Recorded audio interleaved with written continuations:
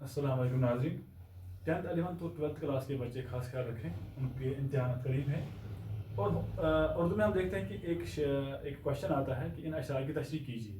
اور ہمیں پتہ ہے کہ ہمارے سلیبس میں 7 سے لے کر 10 شعراء حضرات ہوتے ہیں, پھر ان کی 2 غزلیں ہوتی ہیں. لہٰذا ہم ان اشعار کو یاد نہیں رکھ پاتے کہ یہ شعر کس شاعر کا ہے.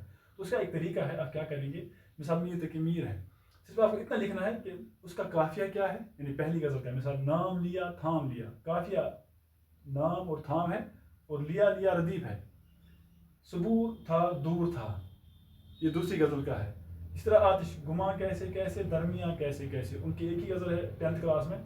اور غالب دوا کرے کوئی خدا کرے کوئی برا کرے کوئی, اسی طرح دوسری غزل نظر نہیں آتی بھر نہیں آتی پر نہیں آتی.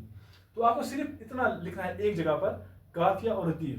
اگر آپ ردیف ہی یاد رکھو گے, صرف ردیف, یعنی لیا لیا تھا نہیں آتی نہیں آتی, یعنی مثال لیا لیا تھا کس کا ہے, میر تقی میر کا. آج کا کیا ہے, کیسے کیسے, یہی ردیف ہے.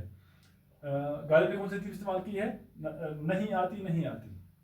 تو اس سے بھی آپ کو پتہ چل جائے گا کہ یہ شعر کس نے لکھا ہے.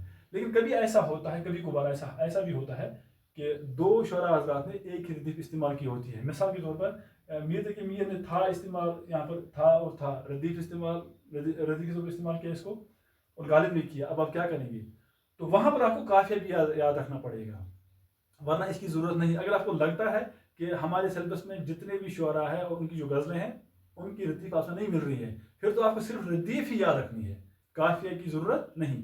لیکن اگر آپ کو لگ رہا ہے کہ کسی شاعر نے یا 2 شعراء نے ردیف جو ہے وہ ایک ہی استعمال کی ہے, مثال ہے, تو اس کے ساتھ آپ قافیہ بھی رکھیں. اس سے آپ کو آسانی ہوگی یاد رکھنے میں. تو یہ آپ یعنی یہ مارکس جو ہے, پہلا مارکس یہ آپ کو ایسے ہی مل جاتا ہے کہ یہ شعر کس نے